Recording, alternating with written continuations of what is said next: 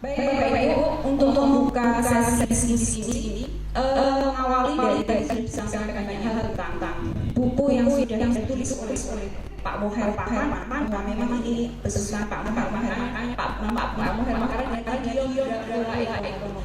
Kami mendorong sekali Pak Moher menulis ini ketika beliau menulis di Kompas ya Pak, waktu itu di Kompas dengan judul Geografi Ekonomi. Untuk singkat waktu, kami ingin mendengarkan ulasan langsung dari Buya Anwar Abbas, sesepuh dari Muhammadiyah. Lalu itu Prof. nanti setelah Buya mungkin Promotif, kemudian Prof. Hasbas dan kemudian. Monggo langsung saja. Assalamualaikum warahmatullahi wabarakatuh. Bapak dan yang saya hormati, kata saya sebagai orang, jika sang bapak merokok, maka anaknya biasa merokok. Jadi orang-orang merokok karena faktor lingkungan. Ketiga mengatakan bahwa orang jadi merokok itu karena faktor genetik. Bapak saya merokok. 4 orang dari kakak saya merokok. Tapi masih saya masih sama-sama perokok. Pertanyaannya, teori apa yang saya lakukan untuk menangani saya? Teori milieu tidak berlaku, teori heredity tidak berlaku, teori konvergensi tidak berlaku. Jadi saya ini mungkin termasuk orang yang agak beda lagi. Lepas dari teori. Yang kedua, ini judulnya memang saya tidak yang terang-terang lah. Karena film yang laris terang lah. Jadi kalau diberi terang-terang baik ekonomi, maksudnya saya itu mana-manakin orang-orang. Tapi orang-orang juga takut gitu. Ini tidak tahu dari perspektif antropologis mengapa sepi ya. Hantu. Saya waktu itu takut dengan hantu. Tapi film yang lain adalah film-film hantu. Apakah dikatakan anak-anak kecil di desa pernah lihat hantu? Enggak. Anak-anak hari juga tidak pernah melihat hantu. Tapi kenapa dahulu takut kalau hari ini kok ada? Tadi saya jelas yang bisa membuat orang berhenti merokok atau mengurangi merokok itu memang hasil penelitian itu adalah hanya faktor-faktor. Jika harga rokok meningkat, maka konsumsi rokok menurun. Jika harga rokok menurun, maka konsumsi rokok meningkat. Jadi solusinya adalah harga rokok harus dibuat sesegini mungkin. Tapi jika harga rokok dibuat sesegini mungkin, maka pendapatan negara menurun. Karena hari ini jumlah pajak gaya yang didapat dari pusat status sudah berapa triliun? 230 triliun kan ya, itu hampir bisa membiayai memakan energi. Jadi memang ada dilema ya, terutama yang dihadapi oleh ini. Apakah pemerintah akan menutup rokok? Atau pemerintah akan menjalankan rokok? Atau akan mengurangi secara bertahap? Saya agak bingung ya. Iklan rokok kan semestinya menakutkan dia. Lehernya berlubang.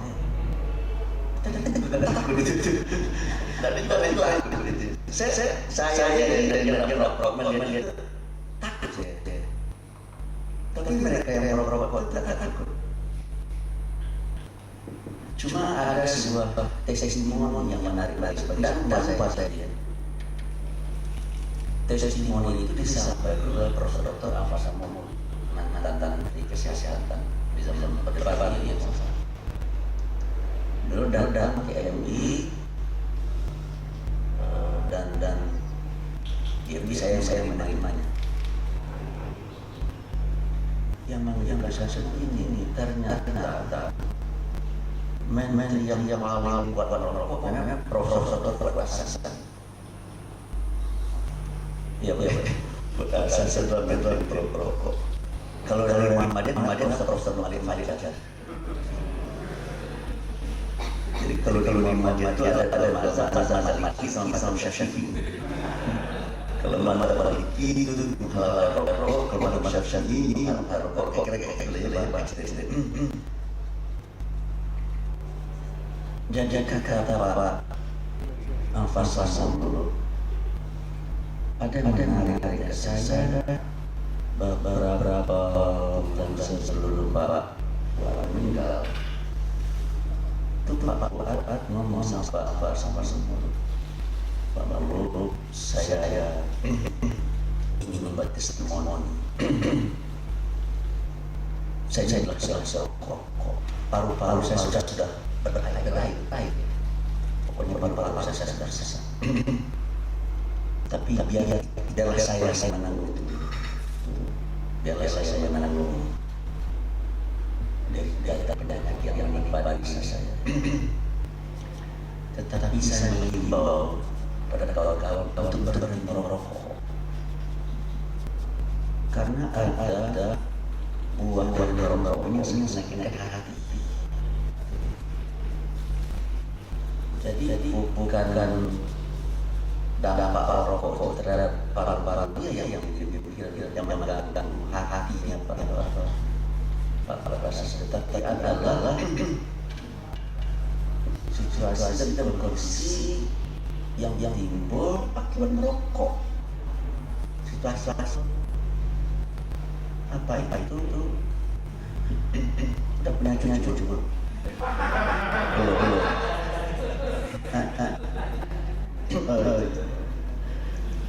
Saya ini dahulu nggak sempat anak. Tak punya waktu untuk bermain dengan anak. Setelah umur 2, saya sumbangkan hidup tanpa cucu. Jadi bahagia bersua daripada cucu. Sama juga Pak pada saat sudah segitu. Dia cucu. Tetapi dia tidak bisa sebagai saja dengan cucu. Karena apa? Karena cucu-cucunya mengeluarkan kata-kata menusuk jantung dan menyobek. Ketika Bapak Hasan merangkul anak cucu. Ini cinta Bapak sama-sama. Masa masih cinta? Masa nanti kali-kali sama-sama. Ketika dia cucu meneriskan, menolak. Kenapa nggak mau? Nah, jawabannya yang sangat menyakitkan. Mulut kakek bau. Waduh, itu dilakukan berat. Gila kebahagiaan jalan hilang. Jadi oleh karena bagi saya ya merokok ini punya korelasi positif dengan kebahagiaan. Semakin rajin merokok, semakin kebahagiaan kita. Semakin tingkatan merokok, maka semakin meningkatkan bahagia kita. Yang kita cari hidup ini bukan uang.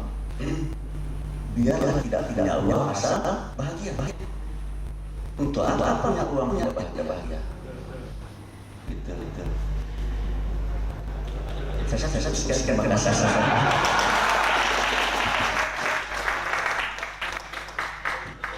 Langsung akan ada menganggap saya di dalam ya. Baik, Terima kasih. langsung itu ya. Baik, terima kasih Anwar. Baik, terima kasih Pak Anwar pertama langsung nomor juga. Terima kasih sudah memberikan statement. Poinnya adalah bahwa tadi ya, ternyata harga, kemudian iklan serta keluarga itu penting. Ternyata penting faktor penting untuk pengendalian tembakau. Baik Bapak Ibu, langsung saja mungkin kita akan dengarkan dari Romo untuk memberikan ulasan terkait dengan buku ekonomi ini. Dan beliau juga memberikan pengantar yang cukup detail dalam buku ini dan juga sebab-sebabnya diulas detail. Mohon saya persilakan kurang lebih 10 menit. Terima kasih. Assalamualaikum warahmatullahi wabarakatuh. Bismillah, saya kurang berani. Saya ucapkan kata-kata itu tidak hanya satu dua hal. Saya 10 kata-kata saya. Kata-kata penulis 13 selama. Jadi ini untuk apa? Ngantar. Baik,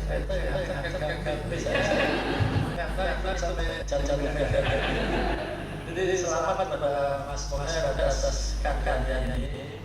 Ada dua orang saya akan di sini. Satu Mas Moher itu baru saja kan terus baru itu belum lama. Harus tahun lagi.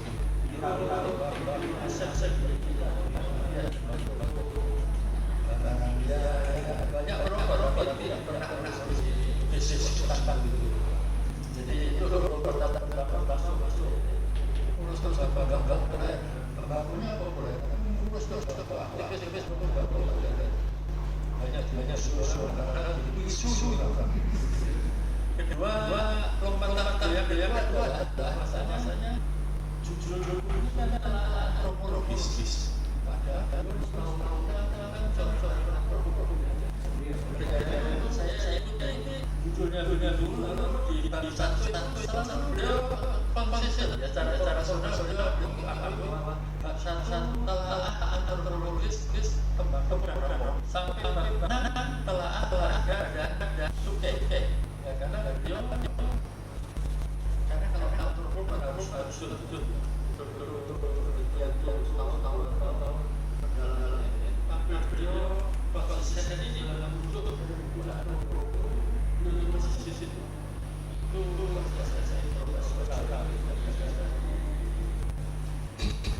sangat sulit untuk mengambil satu titik dari buku yang panjang dulu.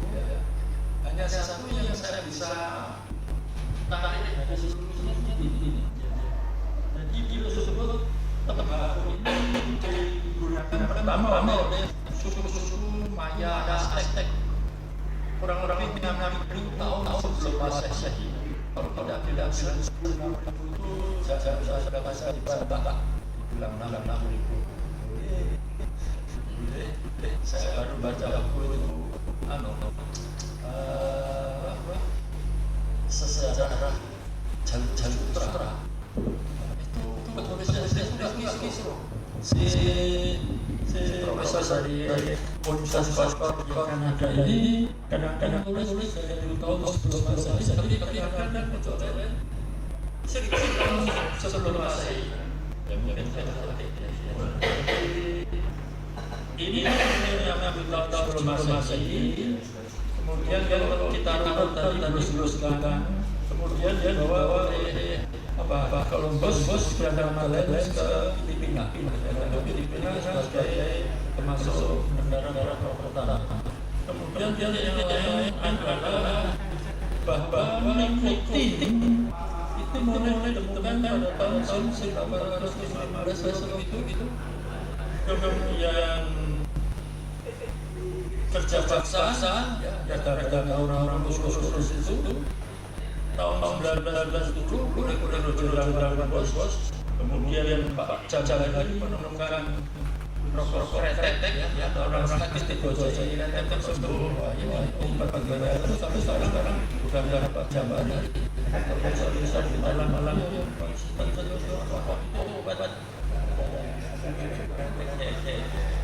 dan akhirnya jadilah sekarang 4 orang terkaya negeri karena rokok itu sama dengan kekayaannya sama dengan 100 juta orang-orang miskin kita. Jalan-jalan dari cerita terjadi. Kalau kita menurut gitu, ada pelajaran yang berharga dalam mata rantai ini. Ada sesuatu yang saya namakan, kenapa kok begitu cepat rokok ini sampai nikotinnya tadi. Saya baru melihat yang satu tadi. Ada jalur yang rokok ini blend jangan cepat kembang. Itu yang baru satu jalur itu. Islam itu baru berkembang tahun 700. Tapi karena melewati jalur itu dalam 100 tahun seperti kata strong karena Armstrong ya 100 tahun sampai India. Karena ternyata dalam 100 tahun Islam sampai sisi yang jadi itu karena jalur dan bagus juga mengatakan melaju saudara. Itulah. Lalu saya ingin nambahin lagi pada tahun 1415 itu bukan Prof. Tapi pas dicatat bahwasanya baru tahun 1950 itu British Medical Journal menulis bahwasanya nikotin bisa menyebabkan kanker 1950. Tapi sampai puluhan tahun berikutnya itu dokter Amerika bukan hanya masih bodoh, tapi malah banyak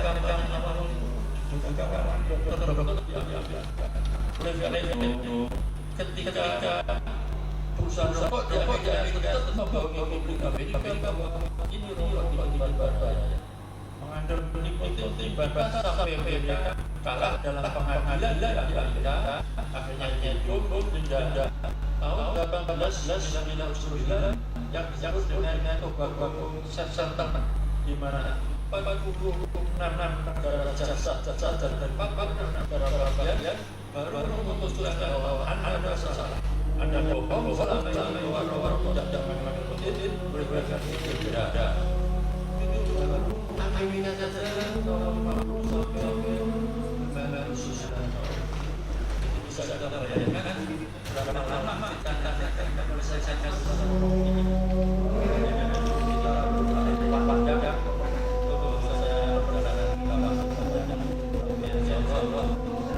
Banyak sekali makanan ini untuk bersama-sama kita memerangi waktu ini.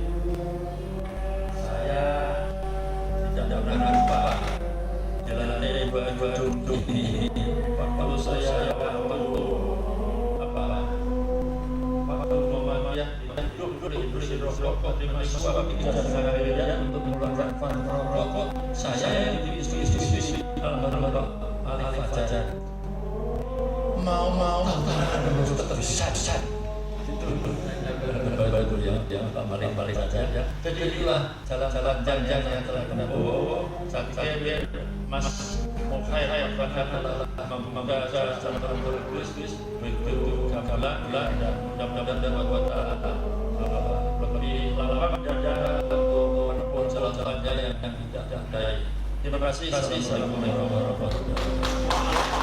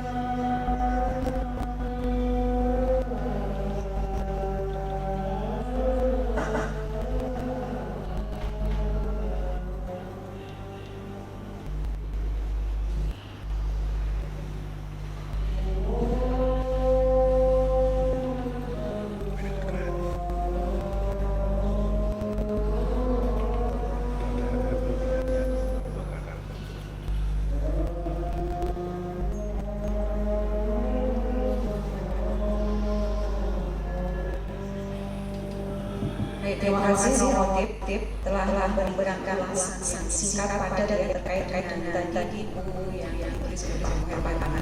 Memang kalau kita lihat sepertinya betul Romo bahwa masuknya rokok atau ganja itu melalui jalur dada. Jadi ini mempercepat masuknya rokok di Indonesia. Ini mungkin juga bagi kita semua yang ada dengan daya tembakau, ternyata di Amerika cukup panjang sekali dan perjuangan kita berapa panjang seperti yang dianggap supaya menjadi semangat bagi kita yang ada di daya tembakau. Selanjutnya langsung saja mungkin ke Prof Has untuk memberikan ulasan singkat terkait dengan buku ini. Monggo. Ya. Assalamualaikum warahmatullahi wabarakatuh. Teman tokoh Muhammadiyah, saya pertama mengapresiasi acara ini sebelum nanti ke Pak Moher yang telah menulis buku ini. Ini adalah sebuah, menurut saya ini adalah bagian dari hal-hal dalam ya. Walaupun saya juga teman yang satu organisasi yang satu saja itu susah betul ya, kalau di Muhammadiyah itu ada tulisan no smoking di kantor NU, O-nya di posisi di depan NU smoking gitu ya. Jadi kontras. Dan saya kasih pemuahan ya dalam menyampaikan sejarah ini. Saya cuma berpikir dari sejarah ini. Kalau bukunya tadi itu di puisi sudah dirumuskan dengan baik itu. Apa isinya buat teman-teman yang berbaca mudah-mudahan ini dijual diperluas saja ya supaya para bisa lihat. Saya terima kasih itu sejarah diangkat. Karena apa? Saya suka kalau lagi ceramah saya suka tanya kepada masyarakat. Seandainya rokok ada pada zaman Rasulullah, siapa yang merokok? Abu Jahal. Dua-duanya Abu.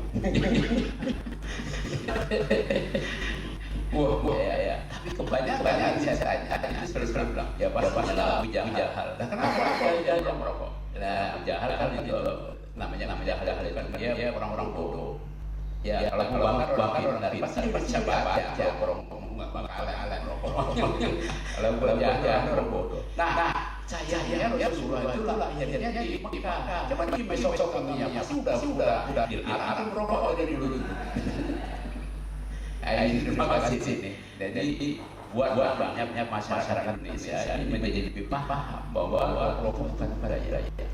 Saya 10 tahun yang lalu saya buat di Mahkamah Konstitusi. Saya berkaitan sama budaya kita, keren. Pada waktu itu kita menguji materi soal bahan-bahan yang membuat cantuan itu di undang-undang kesehatan. Dia ngotot sekali bahwa rokok ini apalagi kretek adalah budaya bangsa Indonesia. Saya bilang sejarah mana baca yang membawa rokok itu ada baru 300 tahunan saja. Kenapa dipertahankan saja budaya boleh itu adalah bagian yang bisa dipahami dan saya senang dengan judul drama lain. Memang saya suka yang judul bombastis itu saya suka. 12 tahun lalu di waktu Windsor di Singapura saya terbit buku judulnya Indonesia The Heaven for Tiga Generasi and the Hell for People. Saya terbitin dan saya bagi pada Kongres 2012. Nah ini buku yang bagus. Memang faktanya begitu ya, tadi sudah dibeberkan. Cuma memang yang disampaikan Bang Moher ini karena datanya masih data yang baru di buku ini kan data isi belum banyak. Saya kasih kutipan sedikit ini buat iseng-iseng aja ya.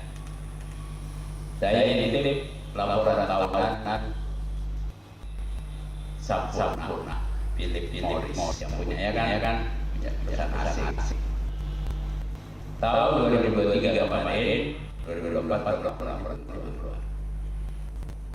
dia berhasil berhasil menjual rokok seharga 116 ribu satu berapa harganya dia nggak sampai 90. Itu pun sudah termasuk yang buat subsidi PBI orang miskin 96 juta, orang-orang kurang mampu untuk menjadi peserta JKN. Kalau dia sakit jantung, sakit gagal ginjal, siapa yang membantu? Ini satu perusahaan. Dari berapa banyak rokok? 83 miliar batang. Miliar. Jadi itu aja luar biasa. Itu baru satu. Ya. Dan siapa yang membeli tadi disampaikan di ibu-ibunya. Ya orang-orang miskin tidak mampu yang tidak bisa keluar dari kemiskinan. Ini sampai sekarang dikasih gas, subsidi gas. Kata kita itu dari jauh-jauh saja untuk saya jadi waras subsidi gas masih terus keluar dari kemiskinan. Ya dia mampu khusus. Yang beli apa-apa saya. Data statistik manapun menunjukkan orang-orang yang miskin dan hampir miskin adalah orang yang paling banyak mengkonsumsi rokok dibandingkan yang kaya. Jadi ya mereka tidak mampu terus berputar-putar di kemiskinan. Sayangnya pemerintah ya bukan guys ini kita padahal tadi beliau sampai tidak berani. Itu fakta betul. Waktu 2016 saya kaji dan saya sampaikan di publikasi bahwa harga 150.000 itu menjadi viral mana-mana tuh. Tapi saya itu mesti berani menaikkan cukai rokok. Takut padahal timingnya bagus sekali karena masyarakat di market sudah naik harga rokok, sudah siap saya dengan gitu.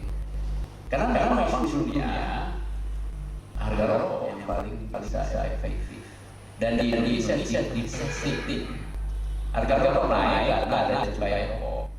Tapi cukai rokok dipahami karena sumber pendapatan negara dan itu belum undang-undang cukai menyebutkan cukai adalah konsumsi pungutan paksa untuk mengendalikan konsumsi.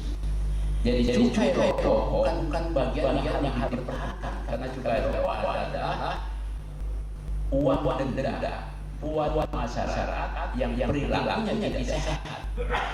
Karena dia tidak sehat perilakunya, makanya tidak sama kalau orang nyetir di jalan tidak berdisiplin, ada ditangkap kena denda berapa? Nggak pakai seatbelt misalnya, didenda yang bisa membahayakan dirinya nanti akhirnya bisa orang. Jadi bukan perbuatan yang harus dibanggakan, masa dibanggakan akan dapat gara-gara dari uang denda. Nah mindset ini yang kita juga rombak. Mudah-mudahan nanti generasi anak buahnya Tibio ini kan sudah hebat satu punya tebel lagi ya kan bisa melanjutkan lagi buku-buku yang lain. Saya sendiri belum lagi tulis buku ya. Dan ini perlu kita luruskan supaya buku-buku yang model ini bisa cerah-cerah dikatakan sinar matanya macam ya sinar mata ini. Saya sangat ini mudah-mudahan bisa dibaca jadi bedah buku di berbagai universitas, paling tidak di perguruan tinggi di lingkungan Muhammadiyah karena ini bagian dari saya pada lihat untuk menegakkan sesuatu yang betul karena dimanapun terbukti rokok maupun rokok konvensional elektronik itu mengandung nikotin yang tidak dibantah lagi saya di sini ya bahwa nikotin sifatnya paling aktif. Barang yang itu selalu disukai, oleh karena itu pasarnya selalu tinggi. Minuman keras disukai. Karena kalau orang mabuk rumah yang susah ya sudah dinilai lagi. Kita sudah mampu membawa cukai itu alkohol 80%. tapi cukai rokok masih 56-57% maksimum. Ya. Ini masih jauh dari bawah. Harus dinaikkan lagi ke tempat lain lebih tinggi. Dan juga kita harus antisipasi di buku karena selalu saja apalagi dunia ekonomi, industri pasti tidak pasti dia membuat dan pada hari tadi disampaikan Pak Rektor ada yang bareng pasti juga pada hari ini atau jam ini dan beberapa kali setelah PPB 28 juga banyak yang ngedeketin Nadia, bos Nadia, ada yang dengar sesel, ada yang marah, ada yang formal, ada yang bisik-bisik baik-baik buat bantu deh gitu ya kan, ada yang pakai apindo ya kan bagian dari apindo bagian pengusaha yang bikinnya ya minta aja sesuatu yang menghasilkan uang dan menggunakan bisnis yang membuat ketagihan, apakah itu rokok, judi, dan juga bikin ketagihan, ya kan?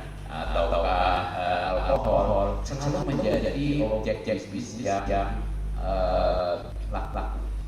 Dan biasanya dibandingin dengan perilaku yang kurang fair dalam kompetitif industri jualan. Pasti melobi dengan cara macam itu harus kita antisipasi. Saya kira Bu Nadia, saya cuma minta tolong nih teman-teman di Krian, tolong dijaga nih karena saya sangat berharap kita negara yang insya Allah yang mempunyai kesadaran ingin melihat rakyat kita kompetitif, tidak ingin melihat upaya-upaya untuk menjadikan Indonesia emas 45 tidak menjadi bangsa yang cemas karena tidak mau bangsa yang karena rokok dengan stunting dan toko sudah dibuktikan di mana-mana ya. Jangan sampai ada yang pengen manfaat ekonomi dalam jangka pendek tidak peduli dan tidak jangka panjang terus menggoda, memtwisting informasi, terutama buat Kemenkes ini karena Kemenkes sekarang ini paling disorotin dan yang punya kejam ya Kemenkes itu. Kalau Kementerian Presiden dulu kita bahas waktu saya tahun yang lalu Kementerian Perindustrian membuat roadmap tadi juga masih ingat ya roadmap industri rokok yang tujuannya menaikkan produksi rokok dari 320 miliar baht menjadi 500 miliar baht.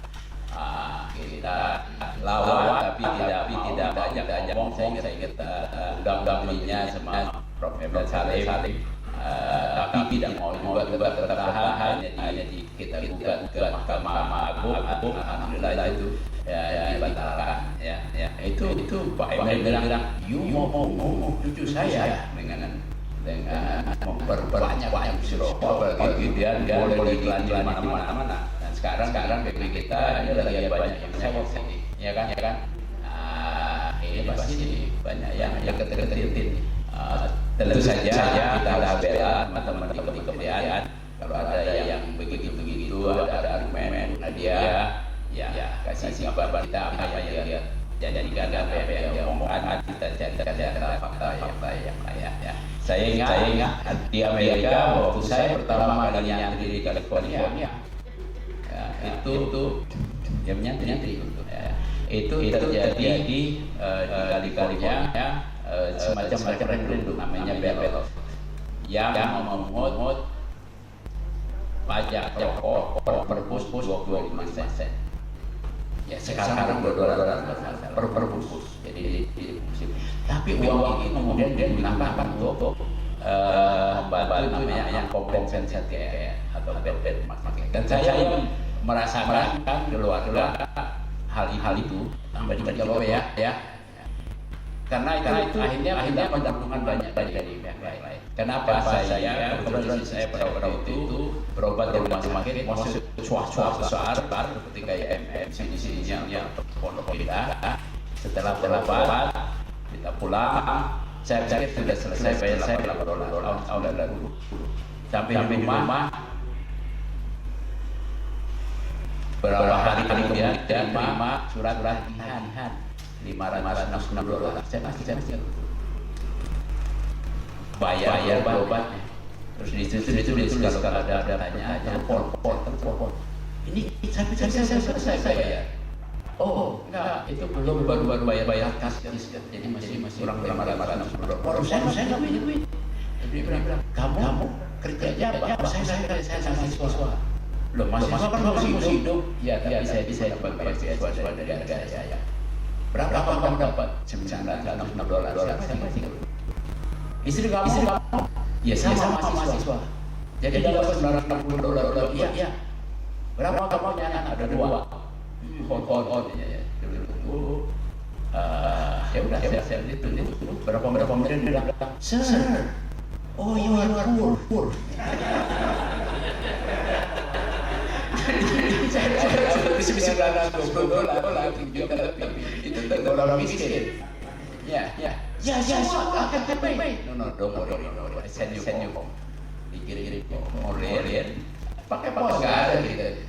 Cuman saya ya malam ini dengan statement pendapatan sekian dua, udah sambil kuliah saya pasang lagi perangko, laro, jalan gitu. Nggak sampai seminggu dapat surat lagi, you are settled.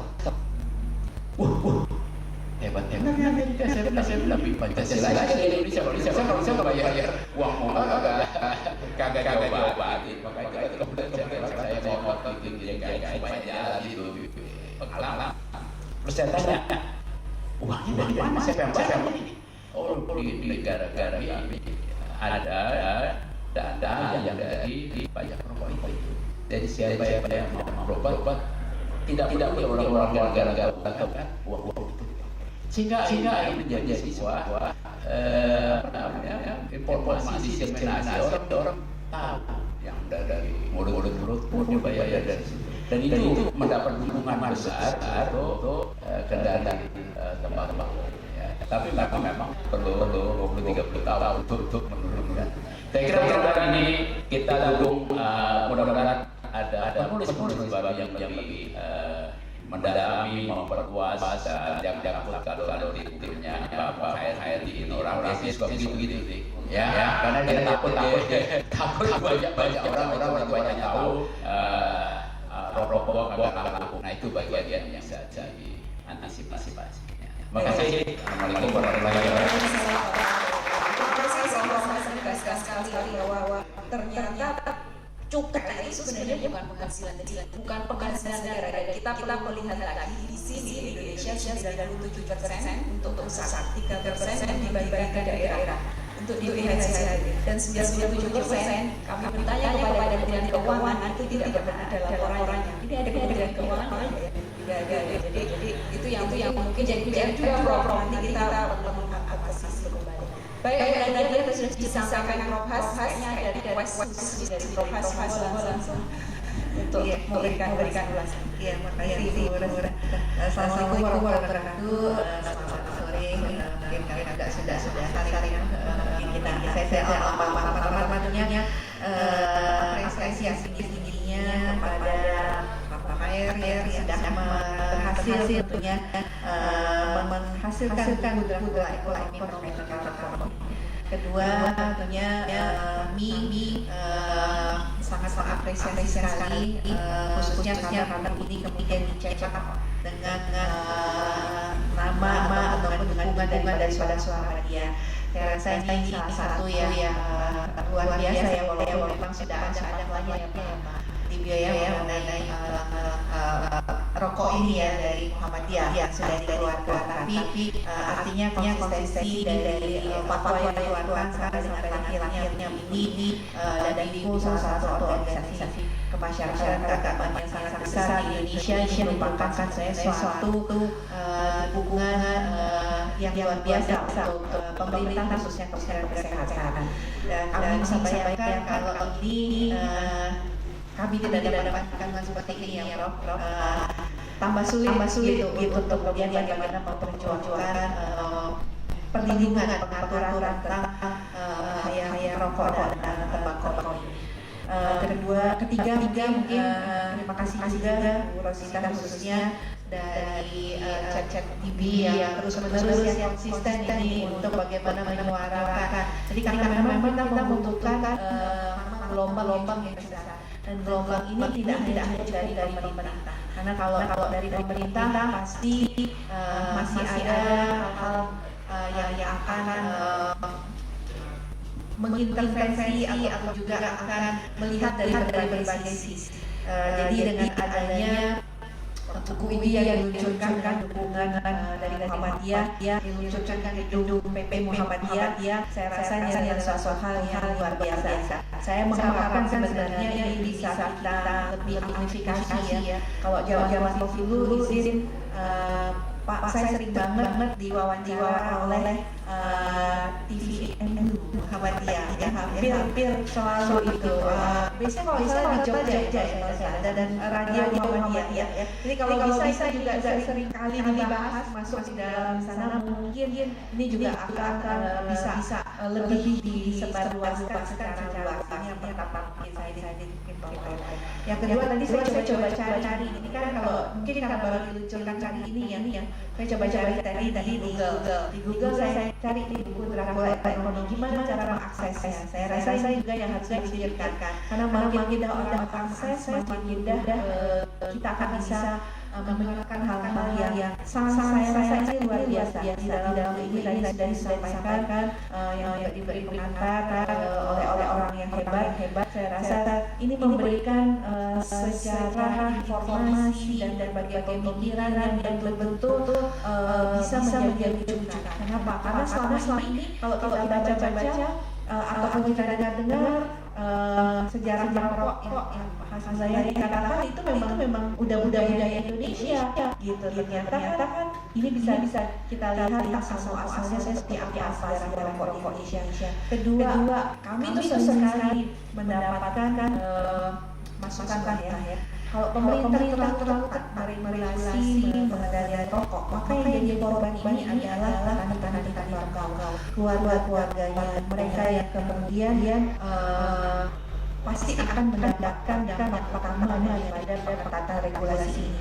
Tapi dari buku ini banyak membaca berbagai hal bahwa ternyata nasib petani tidak seperti yang disampaikan. Nasib buruh itu tembakau tidak seperti yang diharapkan. Bagaimana perjuangan seorang petani tembakau saya belajar di sini sangat tergantung juga dengan negosiasi daripada industri rokok itu sendiri. Yang akhirnya kalau kita lihat ketika hubungan dengan orang-orang yang kaya di Indonesia itu di mana-mana utamanya merokok.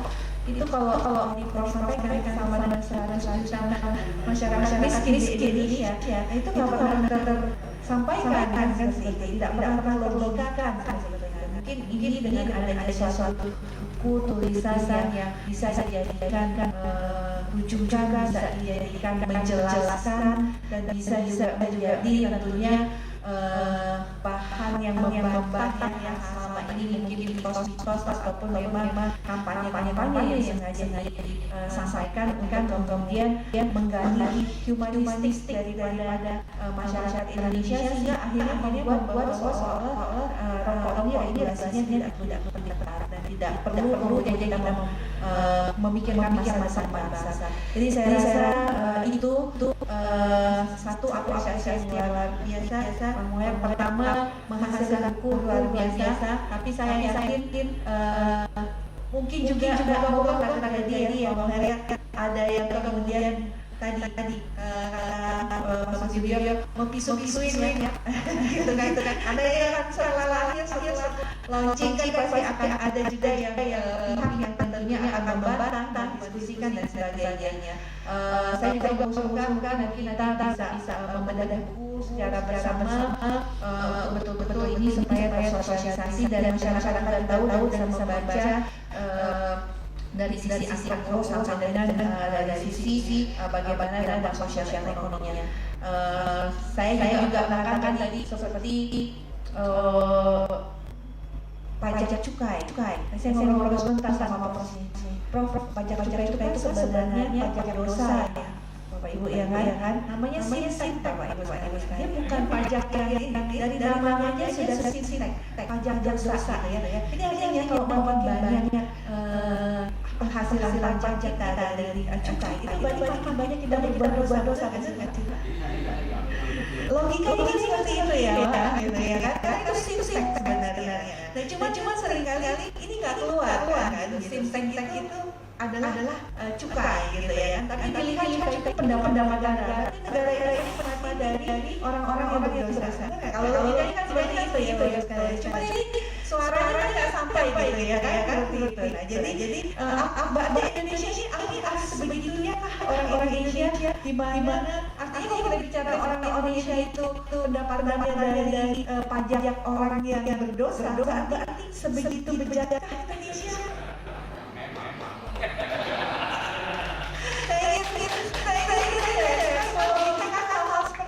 Gitu ya kan? Apakah itu kalau sudah sampai mungkin nanti dorongan dari para dua organisasi besar seagama ini untuk merubah pemikiran masyarakat kita bagaimana tidak menganggap bahwa sintek itu suatu pendapatan. Berarti kita itu tadi ya dalam kita menjaga masyarakat kita tadi nggak sama-sama bukan hanya dari sisi rokoknya tapi dari sisi bahwa kita membuat masyarakat kita itu menciptakan pemikiran bahwa dosa itu baik ya. Karena kemudian akan menghasilkan pendapatan dan pendapatan itu bisa digunakan untuk hal yang lebih banyak lagi untuk pendidikan. Tapi kalau dari saya nggak kalau Bu Rosia kalau soal agama menggunakan uang yang tidak baik untuk pendidikan dan kesehatan itu seperti apa ke depannya? Ini yang bisa menjawab hal-hal yang menurut saya harus kita pikirkan, kita dialogkan bersama untuk bisa menimbulkan hal-hal. Jadi sekali lagi kami sangat berharap besar dan berharap banyak apalagi Muhammadiyah adalah suatu organisasi besar yang sangat akar dan kembali lagi bahwa kita mencoba mencari bagaimana sebenarnya kalau dari sisi industri adalah seringkali menjadi hal yang humanis, kita juga mencoba mencari bagaimana sebenarnya kepentingan masyarakat kita itu yang kita utamakan untuk kita bisa mengendalikan rokok. Kembali selalu sampaikan pemerintah tidak pernah melarang merokok gitu. Tapi kita ingin mengatur orang rokok. Sama tadi disampaikan oleh Bu Yana ya bahwa anak belajar dari orang yang merokok gitu ya kan. Tapi kalau tanya bapak-bapak yang ada di sini yang mungkin pernah menjadi perokok atau menelek, kalau bapak-bapak ditanya inginkah anak yang merokok? Pasti semua orang akan menjawab enggak, ya kan? Berarti atau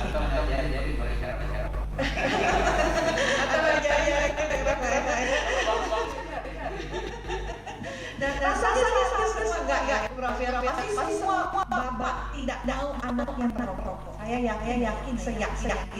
Nah dari situ aja mungkin kita bisa bagaimana kemudian kita sama-sama menjadi seorang orang tua ya kan, bagaimana kita menjaga anak-anak. Saya rasa itu saja. Terima kasih. Yang sekarang sedang berkecamuk turunan PP ya. Jadi semoga ini perkuat dari ini. Jadi PMK, PK turunan PP bisa bagus sekali. Kita harapkan secara kuat terutama tentang bagaimana Busroso tidak ada iklan. Jadi seperti negara-negara lain terstandarisasi. Gitu ya Pak ya. Dari yang sebenarnya perkuat juga bagaimana nanti untuk dari tembakau. Baik Bapak Ibu, sini sudah semua narasumber menyampaikan ulasan. Mungkin ada yang akan menyampaikan salah satu di sini satu atau media di sini ada Kompas, ada dari mana lagi? Info. Ada yang menyampaikan? Tidak ada. Baik, mungkin karena waktunya juga sudah cukup sore. Saya sebagai moderator di sini tidak akan memberikan simpulan, tapi bahwa Putra Ulaumi ini merupakan sesuatu Pak Muher Lapana untuk yang mendobrak bahwa selama ini orang persepsinya untuk perilaku rokok itu hanya banyak dari kesehatan, tetapi ini dari sisi antropologi, sosial ekonomi dan lain sebagainya. Mungkin ini nanti akan berbincang beberapa part, tidak hanya di sini di sebagai launching saja. Jumlah buku ini cukup banyak, 392 halaman. Jadi ada bab dan nanti itu akan persepsi bisa setiap babnya bisa membedah tentang berbagai hal yang disampaikan oleh Herman. Saya selaku moderator, maaf jika ada yang biru dan salah di sini. Nanti ada testimoni dari Mas Izul untuk menyampaikan testimoni. Saya ingin menyampaikan sedikit jalan-jalan dalam menantang naskah. Istirahat di halte memakan kurma, Pak. Semoga acara ini membawa berkah serta kebaikan untuk kita semua. Terima kasih, Prof. Romotif dan dia. Kita beri aplaus sekali lagi untuk Assalamualaikum warahmatullahi wabarakatuh.